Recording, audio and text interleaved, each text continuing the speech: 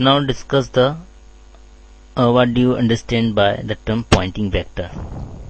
Poynting vector का discuss करना है। Discuss is various property in detail. क्या हो सकता है? तो पॉइंटिंग वेक्टर क्या होता है?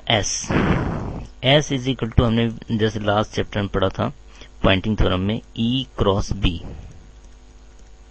टोटल एनर्जी यानी वर्क डन करने में जो इलेक्ट्रोमोटिव फोर्स के रूप यानी कि इलेक्ट्रोस्टैटिक था और मैग्नेटोस्टैटिक एनर्जी दोनों को ऐड करके टोटल वर्क डन जो निकाला था वो इतना आया था surface energy. S is equal to 1/μ0 E cross B. अब हमको पता है बी इज इक्वल टू होता है μ0 एच। तो एस जो है एक्चुअल में ई क्रॉस एच के बराबर होता है। ये Poynting vector itself is an vector quantity होती है whose direction is perpendicular to the direction of magnetic field. तो जिधर मैग्नेटिक फील्ड होता है उसके परपेंडिकुलर होता है। तो हमारे पास ये सपोज इस ढंग से हम एक डायरेक्शन बना रहे हैं लाइक दिस। तो this is K, this is S, this is E and this is H. तो magnetic field induction vector B and also perpendicular to the direction of electric field E के भी perpendicular होता है। It has the same direction as propagation vector के, right.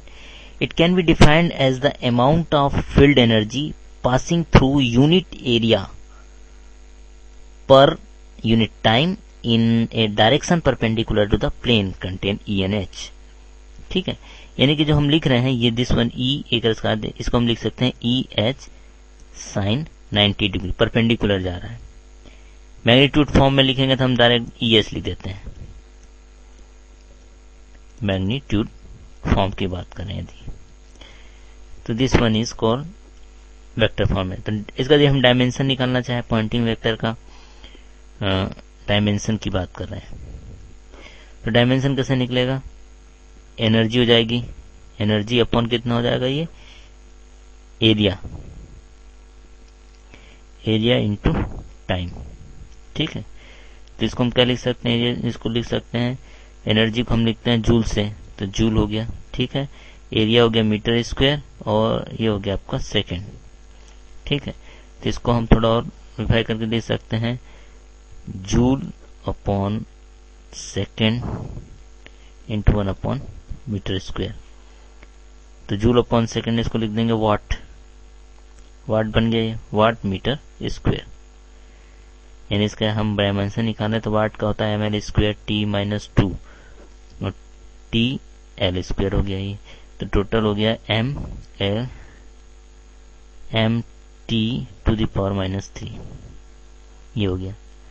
तो Poynting vector जो होता है varies inversely square to the distance from the points of source of radiation से उसका ताने। डायरेक्ट इसकी प्रॉपर्टी देखें, S is directly proportional to R square होता है। पहली नंबर की प्रॉपर्टी तो यही होती है इसकी। Suppose a source L emits radiation and point of source P is P watt, तो उसका S1 S2 Poynting vector at any point X पे, तो वो डायरेक्टली प्रोपोर्शनल होगा उसके आर के। दूसरी बात, if Poynting vector is zero across the close surface then electromagnetic energy does not flow across the close surface. Poynting vector may or may not be zero if no net field energy is flowing across a closed surface. Second point. Third point यह है कि average value of pointing vector over one complete time period. Average value of pointing vector over one complete time period means as जो है second जो उसकी property है, second की बात करें, सेकेंड प्रॉपर्टी एस, जिसको बोलते हैं expectation value 1/2 E H naught, this one, यानी E average is equal to H average के बराबर होता है। तो this is the general Poynting vector term जिसका हम प्रॉपर्टी और उसके डिटेल के बारे में डिस्कस किया।